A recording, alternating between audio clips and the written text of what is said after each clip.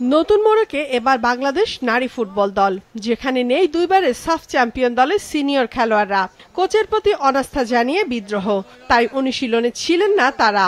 দল থেকেও এই চ্যাম্পিয়নরা বাদ সেই কারণে। তাই নতুনদের নিয়ে জাতীয় দল সাজিয়ে এবার আরব আমিরাত সফরে যাচ্ছে বাংলাদেশ নারী দল। নতুন অধিনায়কতাই থাকছে দলের নেতৃত্বে। আগেও খেলেছি, আন্ডার-19 খেলেছি, 20 খেলেছি, একই সাথে খেলেছি। তো সিনিয়ররা যেই ধাপে ধাপে প্র্যাকটিস করছে, আমরাও সেম ধাপে ধাপে প্র্যাকটিস করছি। তো আমাদের সবারই একই রকম অভিজ্ঞতা হয়তো নাই।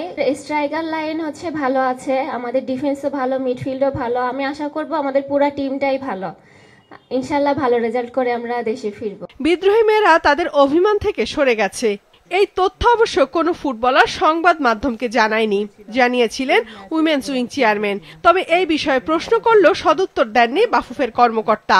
আমি যেদিন ওদের সাথে বসেছিলাম, যেদিন আমি আপনাদেরকে প্রেস ব্রিফ করেছিলাম, বলেছিলাম যে ওরা ফিরবে, আমি ওই দিনই ওদেরকে জিজ্ঞেস করেছিলাম যে তোমরা এই ম্যাচ খেলবে কিনা।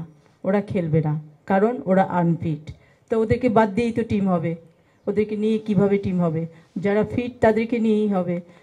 আমার ফিট ইয়াং প্লেয়ার ভালো নাকি আনফিট সিনিয়র প্লেয়ার ভালো, সেটাই তো কোচ দেখবে। কোচ দেখবে কারা ফিট, দেন যখন ক্যাম্প খোলা হবে ওদেরকে কল করা হবে, তখন ওরা এসে ট্রেনিংয়ে জয়েন করবে।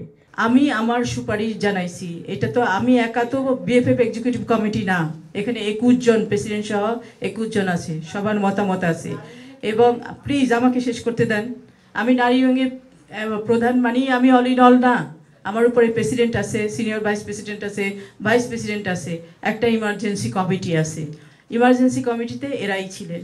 আমি আমার সুপারিশটা আমি করেছি, তারা মনে করছে যে এই টিমে পিটার তো ভালো কোচ, এটা তো বলার অপেক্ষা রাখে না। পিটারের প্রোফাইল অনেক স্ট্রং প্রোফাইল, ঠিক আছে। তো স্বাভাবিক কারণেই আমি সুপারিশ করি না, সেটা অন্য ইস্যু। হায়ার ম্যানেজমেন্ট মনে করছে পিটার ভালো কোচ, টিমের জন্য একজন ভালো কোচ দরকার, তারা সেটাই করেছেন। এখানে কারো কথা শোনা না শোনার কিছু নাই।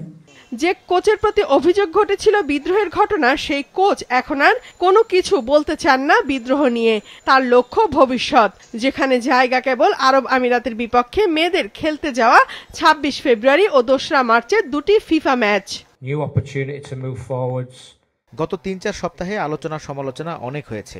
এখানে জুনিয়র সিনিয়র বলে কিছু নেই, এটা একটা সম্পূর্ণ জাতীয় দল। আমার অধিনায়ক অনেক মেধাবী এবং অভিজ্ঞ, তাই আমি চিন্তিত নই, বরং আমি সবসময় ইতিবাচক। আমার দরজা সবার জন্যই খোলা। বাফুফে থেকে যে কাউকে অনুশীলনে পাঠালে আমি তাদের নিয়ে কাজ করব।